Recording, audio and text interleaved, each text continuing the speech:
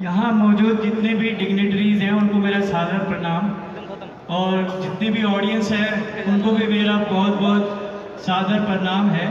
मुझे बहुत खुशी है, मैं बहुत आभारी हूँ केंद्रीय मंत्री जी का, जिन्होंने मुझे मौका दिया यहाँ पे आने का। और मैं एक हार्ट सर्जन हूँ, कार्डियोवैस्कुलर एंड थोरैसिक सर्जन, और डेली जब हम ऑपरेशन करते हैं तो उनमें से जितने भी लोगों के ऑपरेशन मैंने आज तक किए हैं तकरीबन सभी किसी न किसी नशे से पीड़ित रहते हैं।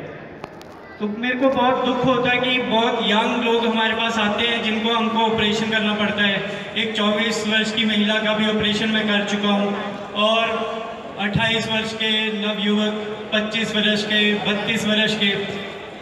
बाहर विदेशों में जब मैं यूएस गया था वहाँ पे तकरीबन लोग जो है 65 साल के बाद आते थे, लेकिन हमारे पास जो है यंग लोग आते हैं। हमारे 50% से ज़्यादा लोग जो होते हैं वो 50 ईयर से कम उम्र होती है उनकी।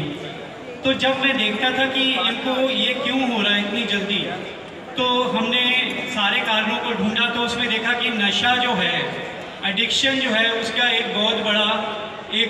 उसका बहुत बड़ा कंट्रीब्यूशन है। और जो एडिक्शंस हैं उसमें से स्मोकिंग सबसे बड़ा कंट्रीब्यूशन है, जिससे कि अब पूरे वर्ल्ड में, पूरे विश्व में वो सबसे बड़ा मौत का कारण बन चुका है। और इसके अलावा सेकंड नंबर पे आता है ओबेसिटी, मतलब मोटापा, और तीसरे नंबर पे आता है अल्कोहल की अब्यूज़, शराब की अब्यूज़। तो ये तीन जो मौत के बड़े कारण हैं, और इनके पीछे जो छुपा रहस्य है वो ये है कि पंजाब जो है जहाँ पे मैं काम करता हूँ, वहाँ पे इंडिया में नंबर 1 आता है वो हार्ट अटैक्स में, हार्ट डिजीज़ डेथ में, और सिरोसिस लीवर में। और एक आपने पुराना गीत सुना होगा, दर्दे दिल दर्दे जिगर। वो नशा करते हैं लोग, शराब पीते हैं, उससे हार्ट अटैक भी आते हैं और जिगर में भी उनको प्रॉब्लम होता है।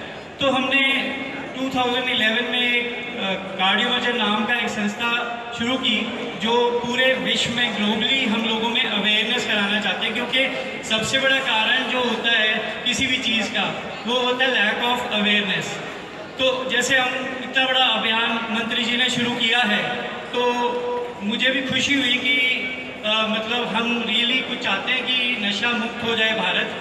और हमने जो अभियान शुरू किया था 2011 में, उसने हमने 22 कंट्रीज से लोग आए थे, और हमने हर चीज़ डिस्कस की थी कि कैसे बीमारियों को कंट्रोल करना है, क्योंकि ज़्यादातर बीमारियां जो होती है 80% हार्ट की बीमारियां प्रिवेंटेबल है, लेकिन हम उसको प्रिवेंशन ही नहीं करते।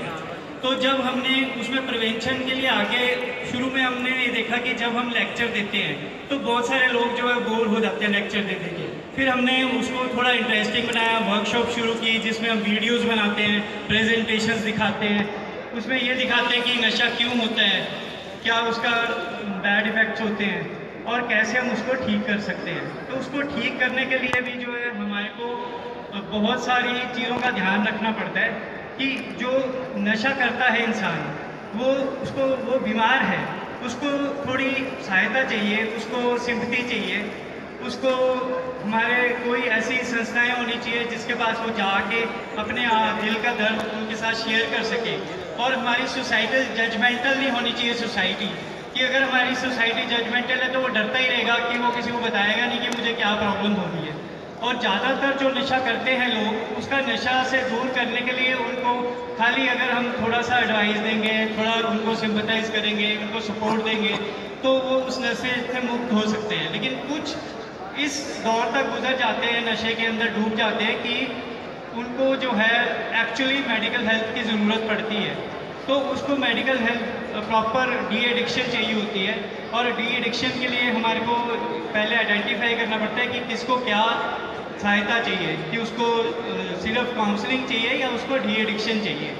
तो जो ये हम अगर सिंपल सा एग्जांपल आपको दूं कि जैसे हमारा चार्जर है वो मोबाइल को चार्ज करता है, वैसे ही जो नशे से पीड़ित है इंसान, उसको जब तक वो नशा उसको मिलता नहीं है उसकी बॉडी चार्ज नहीं होती, वो पूरा डिपेंडेंट हो चुके हैं। और जैसे शाम को हमारे चार्जर जो होता है धीरे धीरे डिस्चार्ज होना शुरू हो जाता है, तो फिर वो हम भागते हैं, ढूंढते हैं कि किसी के पास चार्जर है तो हम उसको चार्जर में लगाएं मोबाइल और उसको दोबारा रिचार्ज करें। वैसे ही जो नशे में पीड़ित इंसान होता है वो ढूंढता है नशे को, और उसके बिना वो रह नहीं पाता, उसको लगता है कि उसके बिना वो ज़िंदा नहीं रह पाएगा।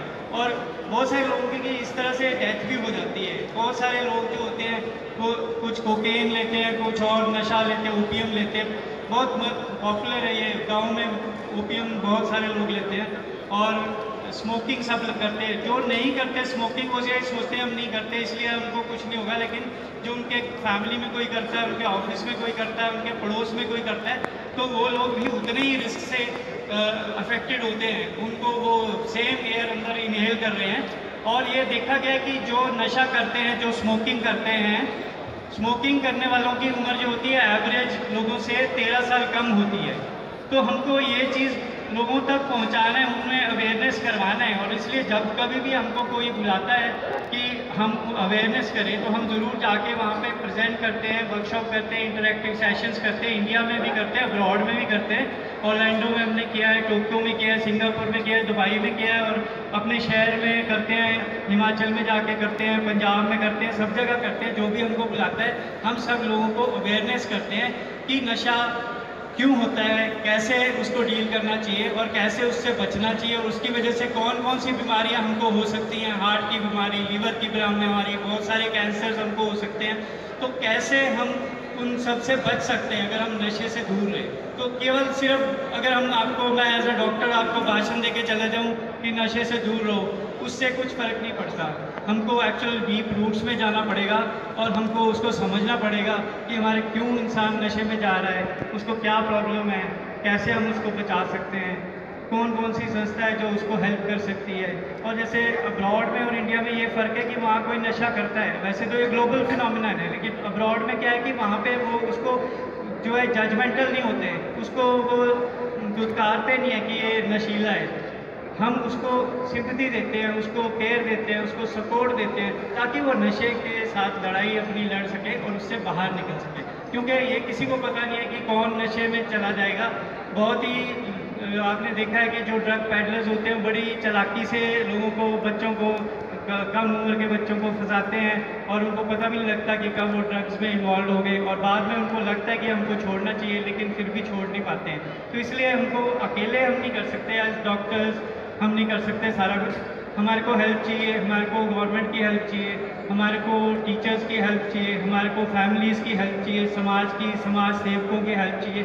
इसलिए हमने कार्डियो वर्जन नाम का जो ग्रुप बनाया था, उसका कार्डियो मीन्स की हार्ट से रिलेटेड जो भी है, और वर्जन मीन्स की सभी, कोई भी प्रोफेशन है सबको मर्ज करके हमने जो है एक जगह इकट्ठे होके हम मिल के अगर काम करेंगे तभी हम इस चीज़ को फाइट कर सकते हैं। अदरवाइज़ हम अलग अलग से इंडिविजुअली अगर करते रहेंगे तो हम इस नशे की जो लड़ाई है इसको जीत नहीं पाएंगे।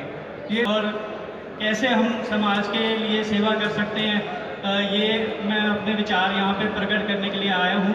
तो इसलिए मैं आपको बहुत बहुत आभारी हूँ। Thank you.